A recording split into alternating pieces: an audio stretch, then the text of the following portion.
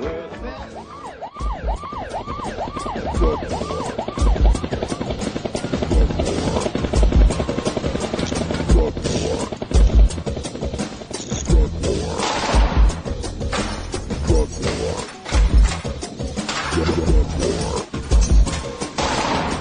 of the most disturbing elements of the Prohibition War is how it's made police the enemy of otherwise law-abiding cannabis consumers. Fortunately, one group of police officers knows the futility of prohibition and reaches out to educate the community and current law enforcement. Today, the Russ Belville Show visits with another speaker from Law Enforcement Against Prohibition with one clear message: cops say legalize drugs. Welcome back, everybody, and time for our regular Leap segment. And on today's show, got a very interesting guest for you from Law Enforcement Against Prohibition. John Baeza is joining us, and my apologies if I've mispronounced your name, John. No, you pronounced it correctly. I appreciate that. Fantastic. A good guess on my part. All right, John. So I was checking out your bio, and what really stood out to me are a couple of things. Your experience as a correctional officer at the Sing Sing prison, the notorious prison in New York, as well as your work as an undercover NYPD narcotics detective. And I wanted to start with maybe the prison angle first, because we keep hearing from some of these people who are against marijuana legalization that the prisons really aren't filled up with people that smoke pot. And I'm just wondering how much marijuana, how many people who were there because of marijuana did you end up seeing in the prison system? Well, when I worked in Sing Sing prison, it was a maximum security, so there were a lot of murderers, but it was a lot of it was drug crime related. But when I worked in other jails, I've also worked in county jails as well, and those jails are filled up with nonviolent drug offenders. Very often marijuana, especially nowadays, growing of marijuana plants and stuff like that, and it just takes up so much space. There are quite a few people in prison for that, in jail. And in the various levels from county jail all the way up to Sing Sing, was there a lot of marijuana available to the prisoners? Were they able to get their hands on it? Oh, certainly. In fact, I've actually confiscated some from, when I worked there, hidden in spots and under door frames inside a hole in the wall, whatever you could find, wherever you could hide something, they would hide it. And it was not difficult to get any type of drugs at all into whether it be a maximum security or a county jail, which I worked in both. And of course, the people who are for prohibition think we can keep them out of an entire free country. How silly is that? It's extremely silly. It's preposterous. It's the most ridiculous argument that I've ever heard. And one cannot mess with desire. People have a desire to utilize drugs, whether it be alcohol or anything else, and legislation cannot mess with desire. And we shouldn't be in the business of legislating morality. Another part of your background, of course, was as a NYPD narcotics detective. And, of course, NYPD's been in the news a lot lately with regard to their stop and frisk program that has led to 50,000 marijuana arrests a year, about 90% of them for Black and Latino people. Were you there during the ramp-up of the stop and frisk program, and how did you see it affecting your policing? Well, the stop and frisk program was in place when I was there, but it wasn't as large as it is now, and with the quotas that they have. But basically, what stop and frisk used to be, and probably still is. I'm not there, so I don't want to say it is exactly. But what it was when I was there was basically you throw some people up against the wall, find out what's in their pockets, and if they have, depending on what precinct you work in, if they have marijuana, you're going to arrest them for that. Mostly in the less violent. I worked in violent precincts, so it's funny because in the more violent precincts per capita, the marijuana, the idea of marijuana would be almost laughable to some cops who worked in the ghetto. But they're few and far between, those ghetto areas. Now, as a police officer, and I speak to, every 2 weeks I speak to someone from LEAP, and it seems most of you got into the work because you wanted to help people, you wanted to protect people. How did you feel that your work as a narcotics detective was helping people, and what was it that gave you the epiphany to change your mind and join LEAP? Oh, that's easy. I when I was in the police force in narcotics, I thought, I was doing this. I was brainwashed. I thought I was doing this great thing, stopping drugs, helping kids, and all this. And as I went along, actually being a real undercover, no ID, no gun, and everything, I was actually robbed at gunpoint of $16,000 of the city's money, and I was almost killed. Was almost basically assassinated. And at that time, at that very moment, my whole entire view of the drug war and actually of life itself changed completely, and I never made another buy after that. And I was completely changed my mind about the drug war completely, and many other things as well. Did you immediately leave narcotics work, or what happened after this realization? Yeah, I never made another buy. I was transferred because I had been making a lot of buys, and I was actually considered good at what I did. I don't know. I guess I'm a good BSer. But anyway, I was transferred to a major case unit, but there I decided to become an equipment man while I put my transfer in for the Special Victim Squad, which is the sex crime squad.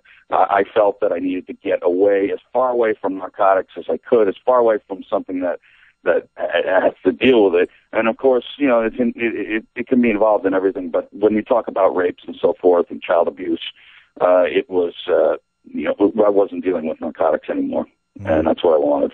And I turned down a good transfer to the Drug Enforcement Task Force for that. I turned down that transfer. In speaking to a lot of LEAP officers, they, are very dedicated now to spreading the truth about this and going out and explaining to people how prohibition's the problem, not necessarily the drugs. Is there any element of regret to that, or a feeling like you need to make amends for people whose lives got ruined in the past from your work? Oh, of course.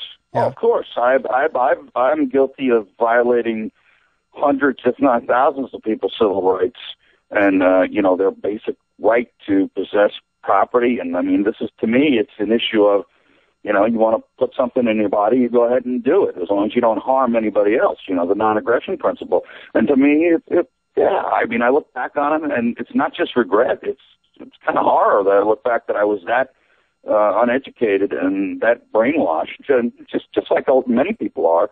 And, I am to fault for people being put into jail. There's no doubt. And I take that on myself, and I admit that fully and completely to everybody. Yeah, that's remarkable to hear. And John, in again talking to a lot of LEAP officers, we're very proud of the work that you're all doing, and you're really breaking through. And I think to a large degree, the public has broken through on this issue. We see poll. In fact, I just saw a poll today coming out of Louisiana, of all places, where there was 53% support for marijuana legalization, at least. So that battle seems to be we're making great strides. But in dealing with your former colleagues in law enforcement, do you find they're coming around to this? And what's it going to take to finally get organizations like NYPD to heed Commissioner Kelly's stop and frisk priorities and to reduce this over-policing?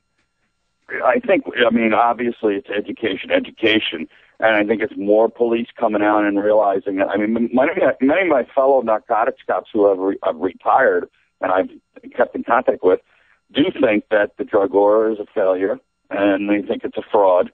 But they're not involved with LEAP, and I try to get as many people involved in LEAP as possible to let people know that, hey, cops who have been on the front lines, we know that this war on drugs is a failure, and any cop in the ghetto or anywhere in the United States worth his salt knows that it's a failure.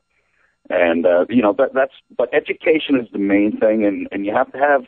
We hope to have statesmen out there, that are not politicians, that go out there and actually, go up there and say, listen, we need to legalize this. And this also causes disparity in the African American community, where we have so many arrests there involved there. It's ridiculous. That's like the stop, question, and frisk thing. It's disproportionate. How much of this, of law enforcement using these stop and frisk tactics and generally being against legalization. I mean, I just recently saw some chiefs of police that were against it, and I can't remember which state I was talking about. But how much of this do you think is cynical on their part, where they know marijuana is not really the problem and nobody's really a problem that's using marijuana, but marijuana provides a handy tool for them to shake down people in the neighborhood to find worse crimes? Well, I think that they do. They think they do that. They think they would get somebody growing 20 pot plants, and they're gonna, they feel like they've taken down an empire, and it's ridiculous. But you know what it is? Really, it's the money. It's the money. They get money coming in because they get federal money. And it's basically the drug and the war on drug industrial complex. They make money, and that's why you'll see the chiefs of police supporting this drug war, where you'll see more cops on the street who would be against the drug war. And I'm not saying it would be the majority. I'm just saying you're going to see more cops on the street against the drug war because they're not the ones making the money off it. It would be the police departments and the chiefs who actually represent those departments and federal agencies. And, it's all about money, really. It really is. And speaking of the money of this, it seems like to me the focus on, on Leap's point of view is about markets and the illegality of those markets. We hear a lot of these new kinder, gentler drug warriors saying, we shouldn't punish people who possess certain drugs, but they always leave out the fact that to possess those drugs, somebody had to manufacture them. Somebody had to sell them. So working for Leap, I guess what I'm getting to here is that the legalizing marijuana argument's a pretty easy one to make these days, but legalizing coke, meth, and heroin is still a tough row to hoe. How do you explain that to people who might support marijuana legalization but are still scared of other drugs? What I tried to explain to them is I work on the marijuana issue first. It does seem to be the easiest to work on, and then what I do is I talk about you owning your body. Are you allowed to, do you want to be able to drink alcohol in your house? Do you want to be able to possess alcohol, purchase alcohol? Well, yeah. Well, is that not a more dangerous drug than, cocaine or heroin or so forth, considering the fatalities and so forth? Yeah. And I'll get into conversations with people and try to impress upon them that, hey, we can put into our bodies what we want as long as we don't hurt anybody else. And sometimes it's hard to get people's minds wrapped around that, but I try to do that as much as possible, and I know Leap does. And, Leap, I believe that you can't go half-baked into this and say, well, I just want to decriminalize. Decriminalize is I don't like that word at all. I just say either you're going to legalize it or you're not, because you keep an illegal market. If you don't let the free market flow, you are going to have this illicit underground black market, and it's going to cause crime. And real quickly, in the ghetto precinct I worked at up in Harlem, it was less than one square mile, and there were about 60 or 70 homicides a year. And I can tell you, this is not scientific, but I could say that about 99% of those homicides were drug-related. So we're just perpetuating this as we continue. Yeah, John Baeza from Law Enforcement Against Prohibition. Once again, we thank you for all your work. And if you got a contact, would you like to give that to anyone if they'd like to contact you further? Yeah, they can contact me at john.j.baeza@gmail.com. John.j.baeza, B-A-E-Z-A, @gmail.com. Anybody can contact me. I'm happy to talk to them. Thanks so much, John. Appreciate your service, and we'll talk to you again sometime. Thank you, Russ. Bye-bye. We'll be right back after these messages from our 420 friendly sponsors. Support these advertisers because their ad money goes straight to the Russ Belville Show. When we come back, time for a radical rant. Kevin Sabet's at it again. You're tuned into the Russ Belville Show, the voice of the marijuana nation.